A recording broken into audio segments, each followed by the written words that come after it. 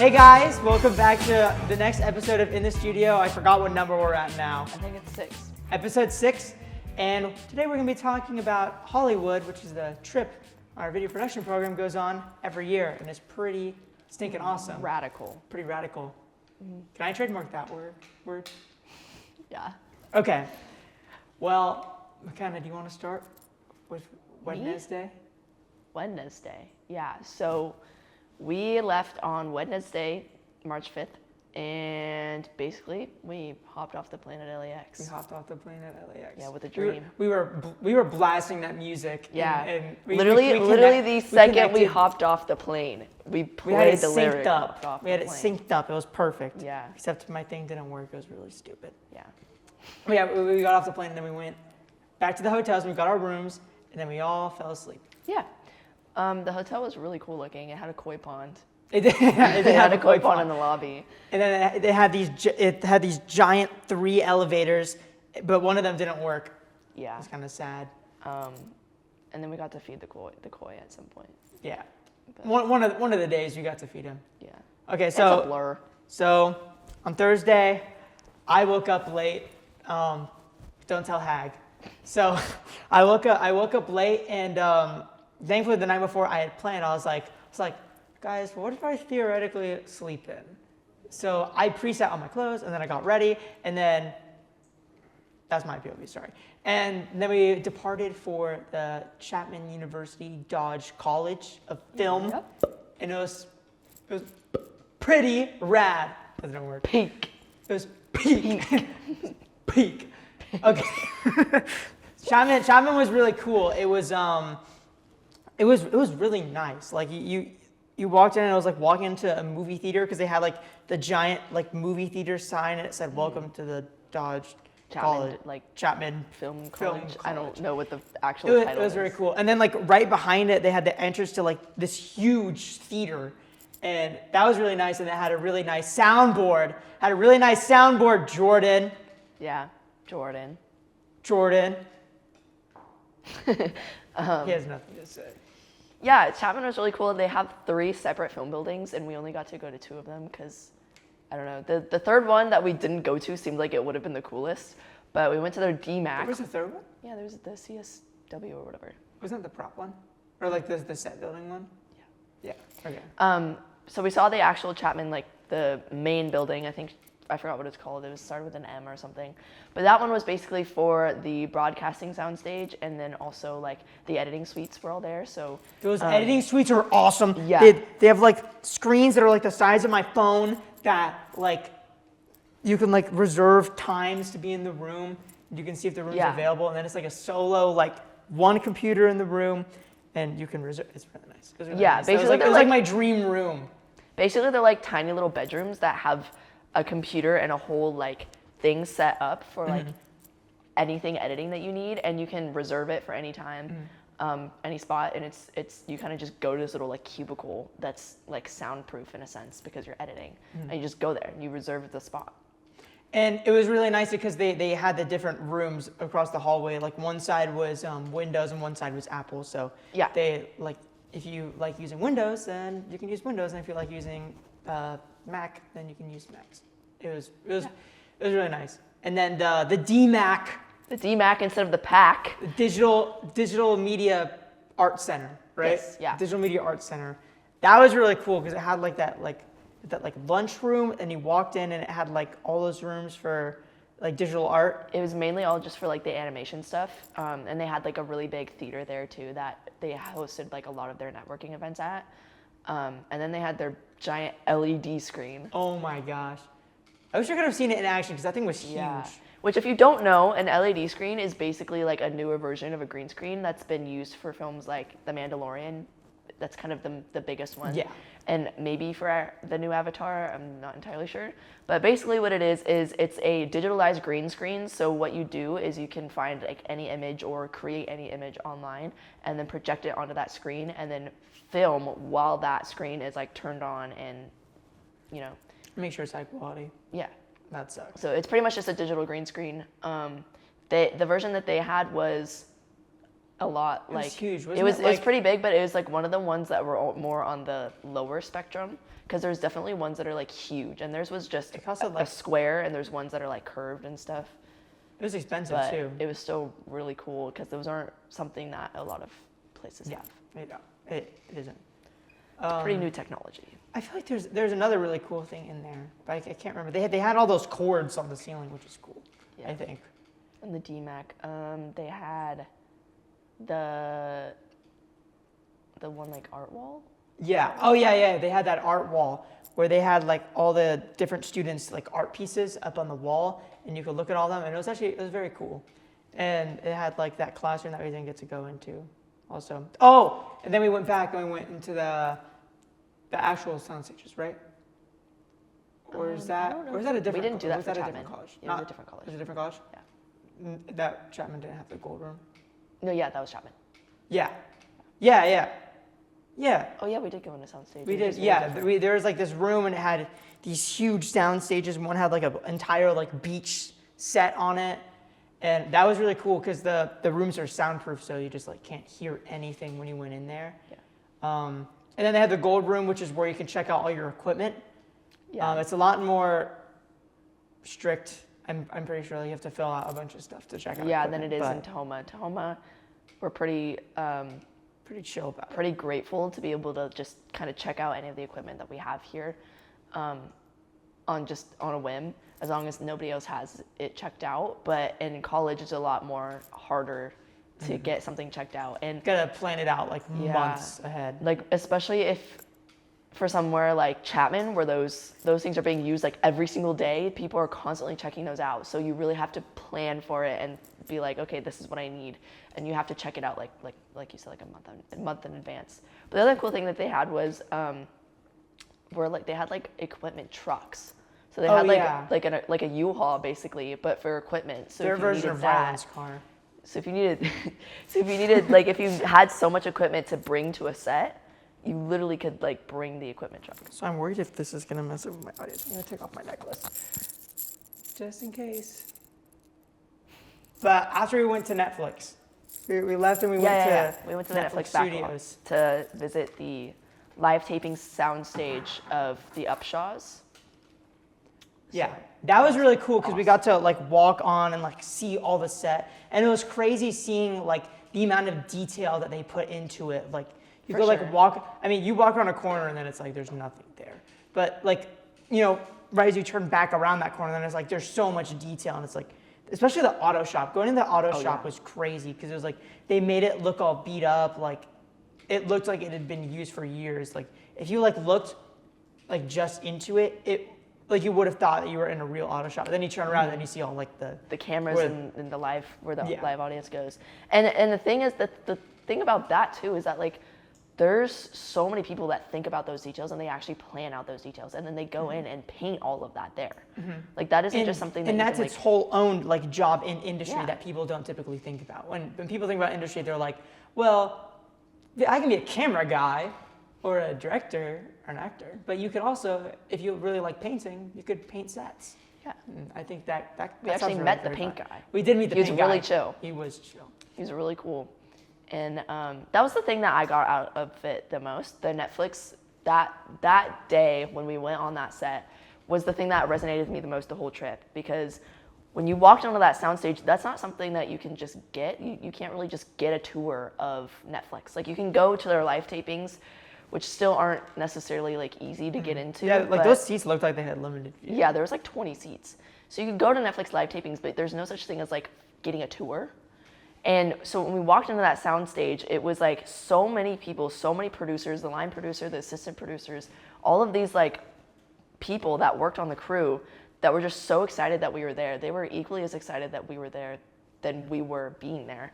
And they were all just so welcoming, and they all like, their interactions with each other were so like positive. It was just a really cool setting to be in. And I think that that's part of the appeal to industry, is that you build a family with the crew that you end up working with. Yeah, and when we were there, they weren't filming, so they had people out and about the studio like constructing I forgot what they're called, The but swing they're sets. the swing sets. Yeah. Where they're like temporary, like they're only up for the episode. Like Yeah. when we were there, they were building the upstairs, I think. The upstairs bedrooms. In Yeah. the bathroom, the kids' bathroom. And like we asked it was the line producer, right? He was Yeah. the guy who was showing us around. He told us that like they had been working on it for like since like the start of the day, which was like, I don't know, probably like 6 hours. Yeah. And like they already had walls up, they had floors, like they just didn't have like props, and they didn't have a ceiling, and that was about it. Like they And they don't to need a paint it. ceiling. Yeah, technically. and they don't need a ceiling, yeah, because unless you're like pointing the camera up to the ceiling. you I don't know what you're doing that for, but yeah, like it was Spider. like Mark, the line producer, was saying that a lot of the times those guys come in at like 4 a.m. and they start their workday at 4 a.m. and they have like 3 days to build a whole set. And that's what they do. Or sometimes, oftentimes he said too, what happens is that those guys will go in at 4 a.m. the day of filming to finish something up or to start something. And then they just work for a couple of hours, and then that's it. Like once they have their stuff done, they go home. And the whole time we were there too, they were just very in their element, like laughing, joking, having fun. And you just get to be there and like create with people that you love being around and do something that you love doing, and then go home. Mm-hmm. And like, I mean, they were so nice too. Like they took Yeah. the covers off of their props so we could get our pictures, and that was really nice. Which was cool because a lot of the places we went to, we were like, oh, like, because And they gave us beanies. Sorry, forgot about that. Chapman like wouldn't let us take pictures of their soundstage, but Netflix, they were like, please, like they were like, go ahead, like they let us spend like a whole 20 minutes of being there just taking photos of things. And that was really cool because a lot of the places told us that like, no, we don't want you to take pictures, or don't take pictures of this, which essentially were only the colleges that said that, which I thought was kind of weird. So That was funny. why is the colleges being all secretive, but Netflix and Warner Brothers don't care? Yeah, I mean, I feel like they only care when it's like it's confidential stuff. Yeah. But I don't know, the college thing is weird. Yeah. But anywho, after Netflix, we got to go back to the hotel and we got to chill for a little bit. That's when we ate pizza, right? Or was that a different day? No, that was the next day. Okay. So we went back to the hotel room and we like recollected ourselves. We stayed in our business casual fits, Yeah. I think. And then we all just went to. And there we was all a- there went was- to Hag's room. No, it was Kendall's room. No, I'm talking about Brett.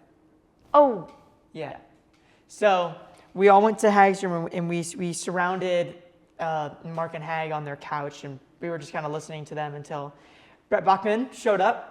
That was feature film length editor. so Brett is he's an alumni. I think he said he graduated in like 04. Yeah, he or graduated the same year 05. as my mom, so 04. Yeah, so he graduated in 2004, and he's in industry and he's doing Hollywood editing. Yeah. What? He graduated here from Tahoma. Yeah, from Sorry. Tahoma. He graduated in 04 from Tahoma. in our Alumni program. from Tahoma, yeah. Yeah. He was in Tahoma video production, although he was never in advanced. He did never go into advance, which that was interesting. Started his film journey as a junior, and he wasn't in the class, but he was always in here, and he made some sort of Not in documentary. here in the old room. And yeah, he was always in video production while it was the old high school. And then his senior year, he was like, well, let me just take the class, and he took intro, and then that was it. And then he went into industry. He went to American Film Institute.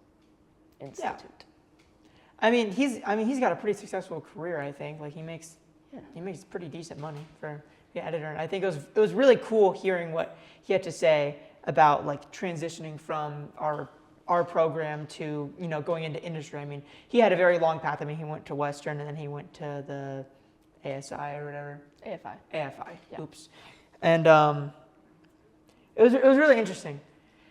I mean, I feel like he did advanced student stuff. Like He did for sure. he was in the lab like late every night day, just doing like, stuff. editing. Yeah. I really want to see that documentary, actually. I wonder if Hag has it. Probably does. I don't know, it seems so. But Because that's yeah. what he did. He edited a documentary and he was like, wow, this is kind of fun. And then that became his career. Yeah. So we got to do a meet and greet with him for about 2.5 hours, and just in Hag's hotel room. And it was really, had a lot really to say. informational. Yeah, it was a lot of information in a good way. And we had a lot of questions for him, which I don't know if he was fully expecting, but we basically Yeah, interrogated Parthiv. that poor. We interrogated that poor man Parthiv for interrogated 2 that hours. poor man. For 2 hours in Hag's hotel room. I mean, he seemed really happy. Like he was like He did. He was so excited. He was to be like, there. and his outfit was fire. His outfit was fire. I'm telling you, it was so good. And then after that, we all decided to hang out in Kendall's room. Kendall was another person on the trip. Year 2. Yeah, year 2. And we all hung out in Kendall's room, and we all just had some quality bonding time. Quality fit route bonding time. Yeah. We were hanging out. I have a little bit of footage on my camcorder that I bought, but Maybe we could put that in. Cue the camcorder B-roll. Okay. No, that's fire. Okay, we should move on to Friday. Friday. That was all Thursday. That was the first day in Hollywood. Everything we just said. Yeah. Start us off. Friday, we started off bright and early going to Warner Bros. Warner Brothers studio. So, Yep. the cool thing about that one was for Warner Brothers, unlike Netflix, you actually can get a back tour lot, like it's very similar to Universal. Like you get off the tram, you go and do certain things. But for us, we got a in-depth personal tour by the vice president of post-production sound. Duke That Lim. was flipping awesome. Duke Lim, he was awesome. So he showed us a lot of their Foley rooms, their professional level Foley rooms, and how they do all of that work. Stuff in those rooms. Yeah, which if you're unaware, Foley is basically when after production. This is Foley. Yeah, after production, if there's something that is like closing a door or walking on gravel and it's too quiet and it's awkward without that noise, you add that in after production. And do that there. So he showed us their studio for that, and then he showed us. We went into his like little office room, and that was cool. His office room was basically like a mini theater. Like and his desk was just in the center. It was. We met one of the sound editors. I forget his professional name or title. Professional title.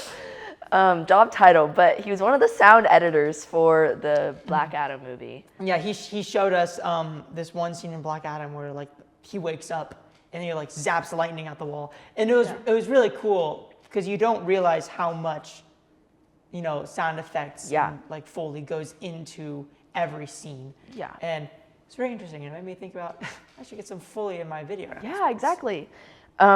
He said there was like, for a singular zap to the wall was 12 different sounds. 12 different sounds. 12 different sounds that they completely edited together. Like, it wasn't just, they just found a whole zzz noise or they made that. They literally made 12 different noises and then added them out. They were all different sound effects from like the most like random corners of like the internet or like their files ever. Like, like this is a sound that actually can't be made anymore because they banned it. It was like something with like electric waves. Electric scissors or something like that. Yeah, electric scissors, that was the word. They used to do really, really dangerous versions of making Foley and sound effects.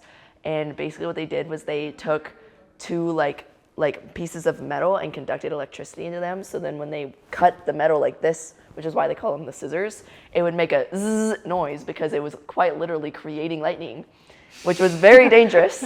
And they have a bunch of those recordings from very long ago, but it is now not legal or safe to. I don't know if it's illegal, but it's not illegal, safe. But it's not safe. It's definitely not safe to do that anymore. So a lot of the times when it comes to creating lightning sounds, they always use some sort of demo from those old sound productions from I don't know when, but a long time ago.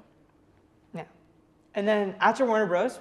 Well. There's definitely more to Warner Bros. Sorry, I was going way too fast. We got to go eat lunch in like the actual like Warner Bros. Cafeteria. The Warner Bros. Cafeteria where people like celebrities eat. Which they literally told us, they were like everywhere we went, like Netflix, the cafeteria at Warner Bros. Just walking around Warner Bros. They were so casual, like if you see a celebrity, don't make it a big deal.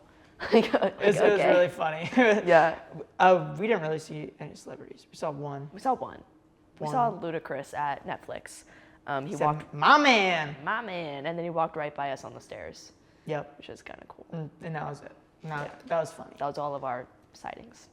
But Yeah, and then also at Warner Brothers, we got to talk to this girl, Lauren, who was a sound engineer for Dune 2. And she showed us all of the different effects, like layerings for sound that goes into a movie, Dune 2 specifically. She showed us a scene and basically played that scene and showed us the Foley sounds on its own, and then the VFX on its own, or Dialogue. SFX on its own, the dialogue on its own, the actual music on its own, all of it on its own, and then all of it put together, which is the final product that we see in theater.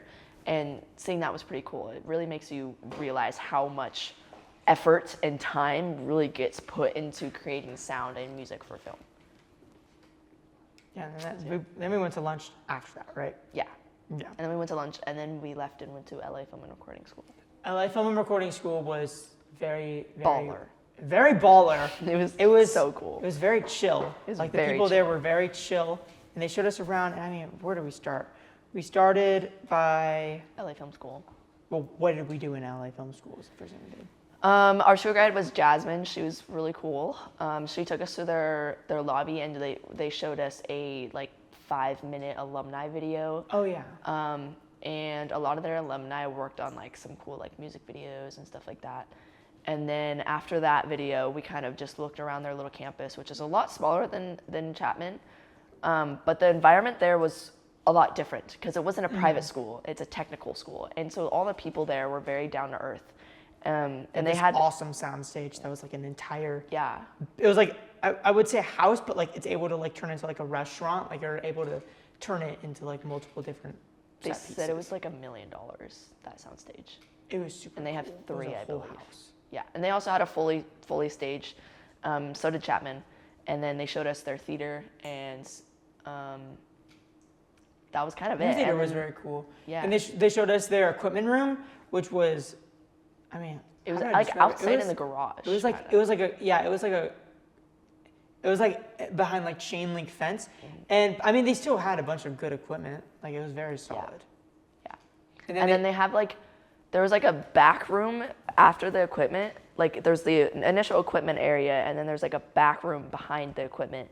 And there was just these 3 people sitting back there, and our tour guide was telling us, Jasmine, saying that those 3 people are literally just industry professionals that just come here and they fix the equipment anytime. If a camera gets broken, you just go ask hey, Bob in the back, this camera broke, and then he comes out and he fixes it in his free time. They're just there to do that or help you, or they're there to check out the equipment too sometimes. Yeah. And then we went, it was probably a few blocks away to the, so that was their film school. And then they also had a recording school where they focus on music and producing. And that was very cool. They had a bunch of really different soundboards. They had analog soundboards and they had digital soundboards. And they had a whole, it was a mini guitar center. I want to say Guitar Center has more than guitars. It was a mini guitar center in the center. Yeah, and you could just check and they them had out. practice rooms, and then they had so many soundboards. It was really cool, and they had a Atmos room, right? Yeah, Dolby Atmos room with a really, I don't remember what it was called, but they had a soundboard in there too, an analog soundboard that was supposed to be really high tech, I guess. And then they finished off the tour by taking us to their best soundboard, which was a mix of digital and analog, right? It was both. Yeah, no, it was a mixture between 2 companies. I don't remember what the names were, but she was saying that there's these 2 sound companies They're that absolute are rivals. complete rivals, and usually it's almost like Apple versus Android. If you do one, then you usually stick with that one, but that one was actually a combination of both, which isn't usual. Yeah, and then we ended off the tour there, and we went home. And To the hotel. To the hotel. Yeah, My home. yeah. And then I believe that night we also probably all got together in Kendall's room again and hung out. That was when we had pizza. Yeah, that was the night we had pizza. Yeah. We all had pizza. We in Hagg's all room. went to Mr. We Hagg's burped a room and lot. had a giant pizza party and family dinner. And then we went to And we Kendall's locked room. Brandon in the closet.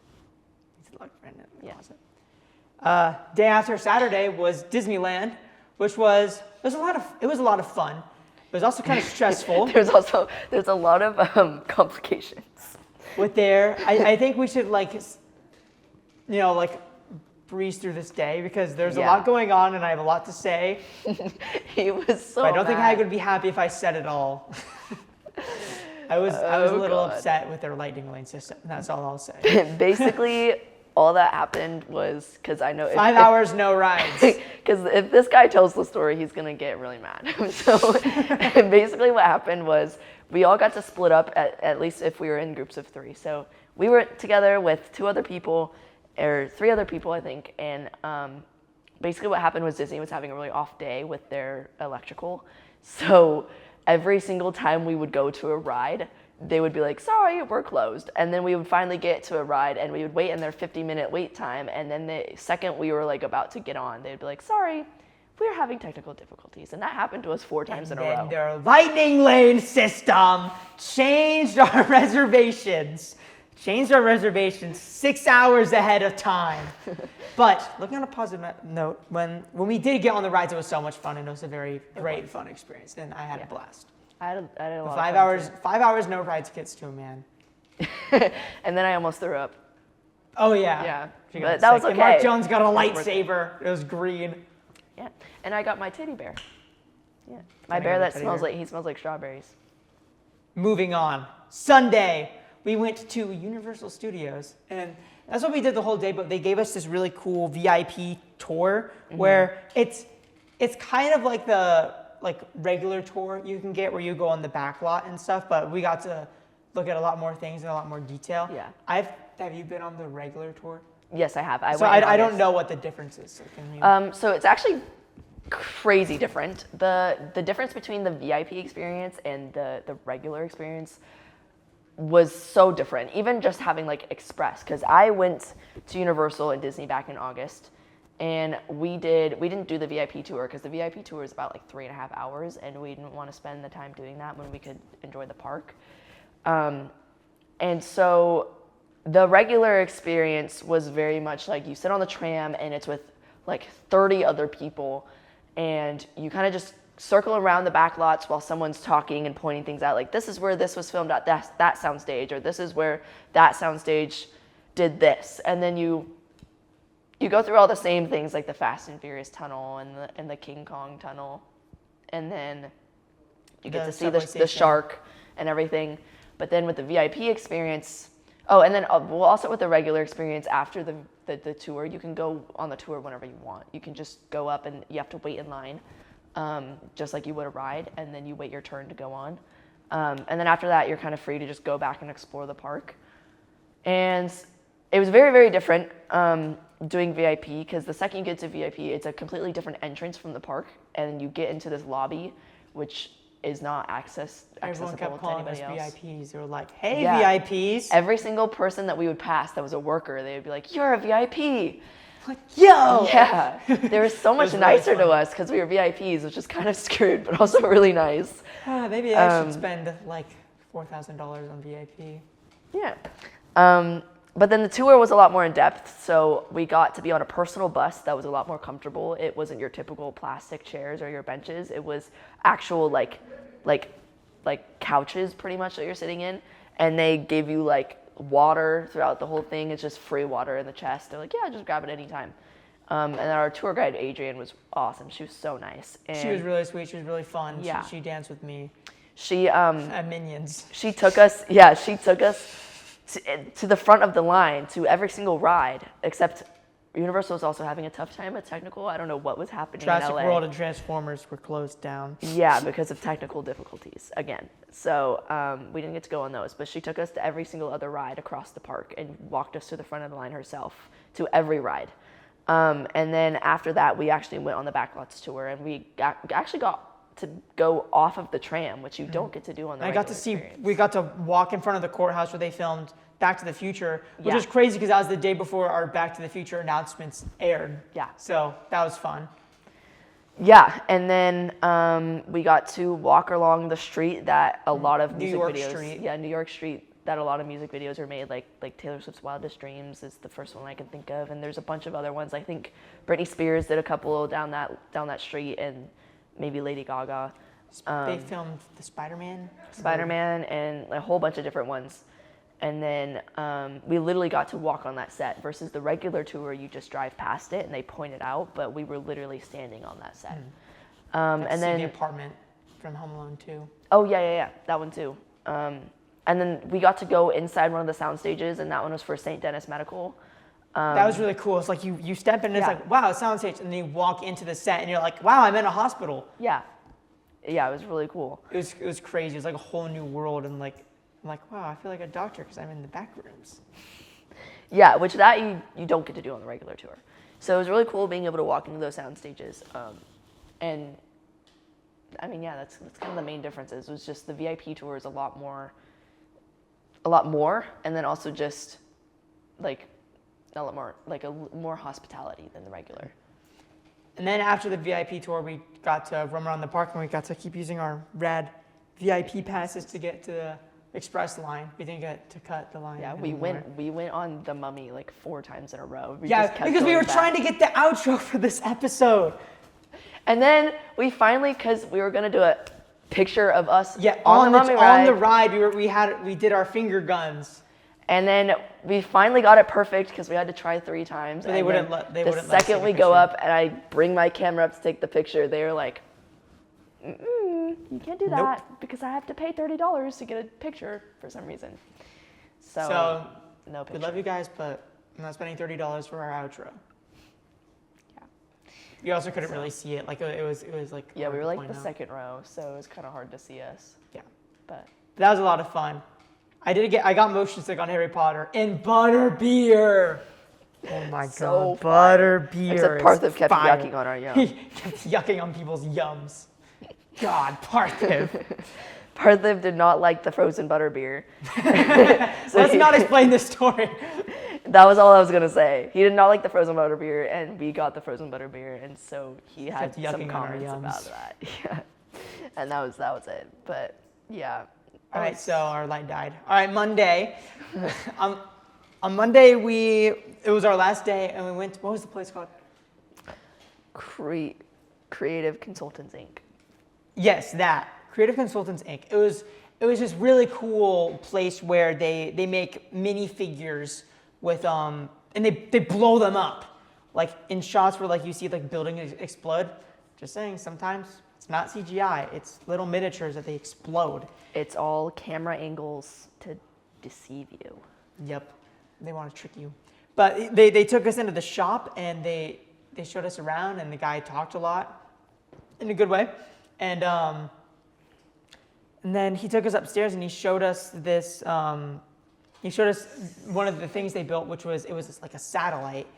It was a satellite dish that they like spent like weeks building, and then they blew it up. And that's putting it in a nutshell. Like there was so much like they 3D Details. print it, and they were like 3D printing is gonna doom our company, but it actually ended up helping them in the long run. Yeah.